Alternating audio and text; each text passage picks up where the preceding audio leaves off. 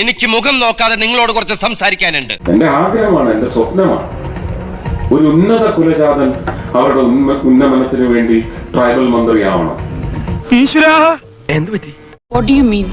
അതൊന്നും എനിക്കറിയാൻ മേല. ഇങ്ങനെ എന്തെങ്കിലുമൊക്കെ പറയുമ്പോഴേ എന്റെ മനസ്സിനൊരു സന്തോഷം ഉണ്ടാവുള്ളൂ.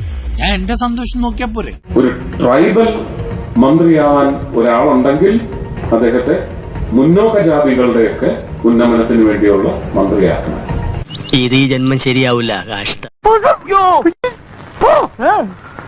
നമ്മുടെ കേന്ദ്രമന്ത്രി സുരേഷ് ഗോപി സാറിൻ്റെ ഒരു പ്രസ്താവന വന്നു.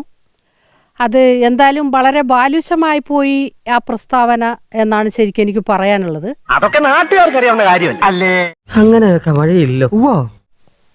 ആദിവാസികളുടെ പ്രശ്നങ്ങൾ പരിഹരിക്കണമെങ്കിൽ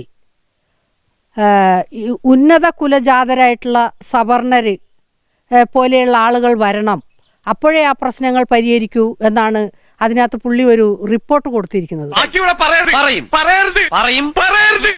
നമ്മുടെ ബഹുമാനപ്പെട്ട മന്ത്രി കൊടുത്തത്.